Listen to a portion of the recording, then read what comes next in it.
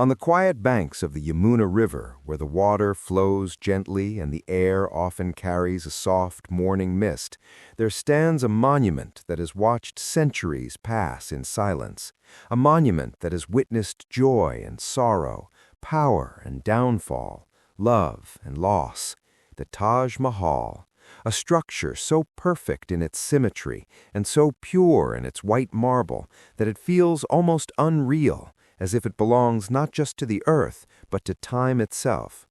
And to understand the Taj Mahal is not merely to admire its beauty, but to step back into history and walk through the life of an empire, a love story, and a promise made in grief. For long before the Taj Mahal existed, India was ruled by the mighty Mughal Empire, an empire that stretched across vast lands and was known for its wealth, culture, art, and architectural brilliance. The Mughal rulers were not only conquerors, but patrons of beauty, deeply influenced by Persian, Central Asian, and Indian traditions. And among them rose one emperor whose name would forever be tied to love and marble, Shah Jahan.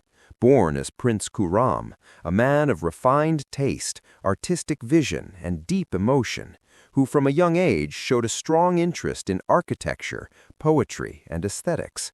Unlike many rulers driven purely by conquest, Shah Jahan believed that greatness could be expressed through beauty and balance. And it was during his early life that fate introduced him to a woman who would change history forever, Arjamand Banu Begum, later known as Mumtaz Mahal, a woman of grace, intelligence, and kindness, who quickly became more than a queen to him. She became his closest companion, his trusted advisor, and the center of his world. Their bond was rare in royal circles, where marriages were often political, yet theirs was built on affection and deep emotional connection. Mumtaz Mahal accompanied Shah Jahan on campaigns, stood beside him in decisions, and shared his dreams. And for years their life together unfolded amidst the splendor of the Mughal court, surrounded by gardens, poetry, music, and the rhythm of empire. But history often turns on moments of tragedy, and in the year 1631, during the birth of their 14th child, Mumtaz Mahal fell ill and passed away, leaving Shah Jahan devastated beyond measure. The emperor who ruled an empire could not rule his own grief. It is said that his hair turned white in a short span of time, and that he withdrew from public life, consumed by sorrow. And in that darkness of loss, a promise was born, a promise that would transform grief into one of the greatest architectural wonders the world has ever known. Shah Jahan resolved to build a monument so beautiful that it would reflect his eternal love, a tomb not of death, but of devotion, a structure that would stand as long as time itself. And so, in 1632, the vision of the Taj Mahal began to take shape, not merely as a building, but as an idea, a representation of paradise on earth, inspired by Islamic descriptions of heaven, with gardens divided into perfect symmetry, flowing waters symbolizing life, and light playing upon white marble. Thousands of artisans, craftsmen, calligraphers, and architects were summoned from across the empire and beyond, from Persia, Central Asia, and India, each bringing their expertise. More than 20,000 workers labored for over 2 decades, carving marble, laying gemstones, shaping arches, and perfecting proportions. Elephants carried massive marble blocks, scaffolding rose high into the sky, and day after day the vision slowly emerged from stone and sweat. The Taj Mahal was constructed entirely of white marble, inlaid with precious and semi-precious stones such as jade, lapis lazuli, jasper, and turquoise, forming delicate floral patterns that seem almost alive. Verses from the Quran were inscribed in elegant calligraphy, carefully designed so that the size of the letters increases as they rise, appearing uniform from the ground. Every detail was deliberate, every measurement precise. Symmetry ruled every aspect of the design, yet subtle imperfections were intentionally added, reminding humanity that perfection belongs only to the divine. As the years passed, the central dome rose gracefully, flanked by 4 minarets that lean ever so slightly outward, a design choice meant to protect the main structure in case of collapse, reflecting both beauty and engineering brilliance. By 1653, after 22 years of relentless effort, the Taj Mahal stood complete, shimmering in the sunlight, changing hues with the time of day, glowing pink at dawn, brilliant white under the midday sun, and golden under moonlight. It was not merely a tomb, it was poetry carved in stone, a silent expression of love that words could not contain. Yet even as the Taj Mahal reached completion, Shah Jahan's life took a tragic turn.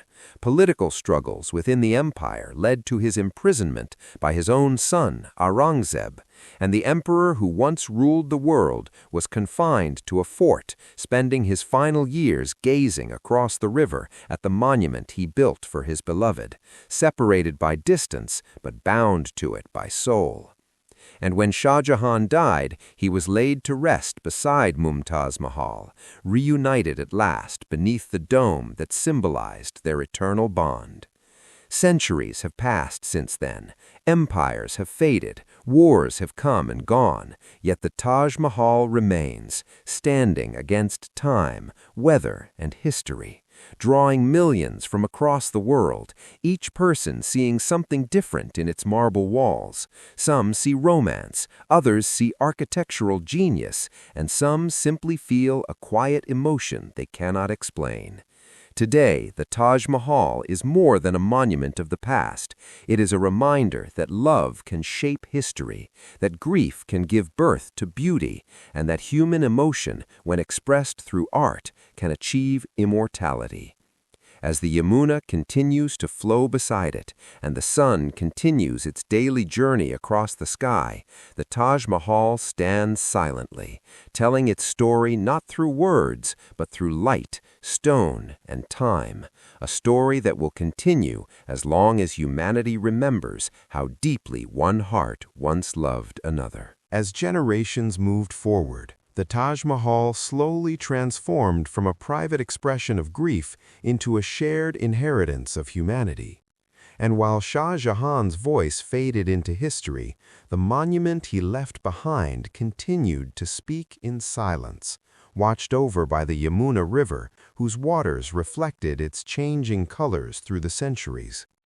And as the Mughal Empire weakened under successive rulers, invasions, and internal conflicts, the Taj Mahal endured storms, both natural and human-made, surviving neglect, looting, and the slow erosion of time. Yet even in decline, its beauty remained undeniable, drawing poets, travelers, and artists who struggled to describe what their eyes beheld. For the Taj Mahal does not reveal itself all at once, but unfolds gradually, first through distant symmetry, then through delicate detail, and finally through an emotional stillness that settles within the viewer. During the British colonial period, the monument entered a new chapter, one shaped by preservation mixed with misunderstanding, where parts of the complex were altered to suit foreign tastes, gardens were reshaped into English lawns, and precious artifacts were removed.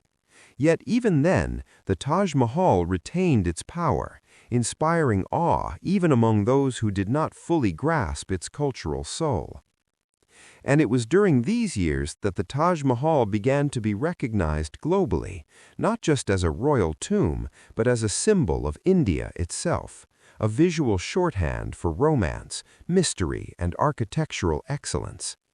As photography emerged, images of the Taj Mahal traveled across oceans, reaching people who would never walk its marble floors, yet felt drawn to its presence. And with the arrival of independence, India reclaimed the monument not merely as a relic of empire, but as a shared legacy, a reminder that beauty can rise from sorrow and that art can outlive power. Conservation efforts intensified as pollution, environmental changes, and the shifting course of the Yamuna posed new threats. And scientists, historians, and artisans worked together to protect the marble from discoloration and decay, recognizing that preserving the Taj Mahal was not just about maintaining stone, but about safeguarding a story that belonged to the world. And through these efforts, the Taj Mahal continued to stand luminous, changing shades with the hours, soft and pink at dawn, brilliant white at noon, and glowing gold beneath the moon, a transformation that many believe mirrors the emotions of love itself, ever-changing yet constant at its core. And beyond its physical beauty lies a deep symbolism woven into every part of its design. The central dome representing the vault of heaven, the gardens symbolizing paradise as described in Islamic tradition, the flowing water channels reflecting the idea of eternal life, and the perfect symmetry reflecting balance, harmony, and divine order. Yet within this symmetry lies a quiet rebellion, a subtle imperfection introduced deliberately, reminding all who enter that perfection belongs only to the divine, and that human creation, no matter how beautiful, carries the mark of humility. And as visitors walk through the grand gateway, where calligraphy frames the entrance like a whispered prayer, they step not only into a monument, but into a carefully constructed emotional journey, one that moves from the outer world into an inner sanctuary of reflection, where sound softens, light diffuses, and time seems to slow. And standing before the cenotaphs of Mumtaz Mahal and Shah Jahan, one cannot help but sense the stillness, the silence that speaks louder than words. For here lies the heart of the Taj Mahal, not in marble walls or towering minarets, but in the space between two souls reunited. And over centuries, countless interpretations have emerged, some romanticizing the story, others questioning legends, yet the essence remains unchanged, that this monument was born from a love so profound that it reshaped grief into beauty. And whether one believes every legend or not, the emotional truth endures, as stories passed down through generations of Shah Jahan's tears, of artisans sworn never to replicate such beauty again, of moonlit nights when the Taj glows like a dream, all contribute to the aura that surrounds it, making it not just a historical structure, but a living presence in the collective imagination. And as modern life accelerates, the Taj Mahal offers something rare, a pause, a moment where people from every corner of the world stand together in silence, united by awe, reminded that long before their own lives began, a man once loved deeply, lost painfully, and chose to express that loss not through destruction or conquest, but through creation. And this choice resonates across time, offering a lesson that power fades, wealth disperses, but love expressed through art can endure. And as the sun sets and the last rays touch the marble, the Taj Mahal seems to breathe, holding within it the echoes of prayers, footsteps, and whispered emotions. And while historians analyze its construction and engineers marvel at its precision, the heart understands something simpler, that this monument exists because one human being refused to let love vanish into silence. And so the Taj Mahal continues its quiet vigil, standing against the changing sky, listening to the river's endless song, reminding each generation that beauty born of sincerity can outlast centuries. And as long as the Yamuna flows and the marble catches the light, the story of the Taj Mahal will continue, not as a tale frozen in the past, but as a living reminder that even in the face of loss, humanity is capable of creating something eternal.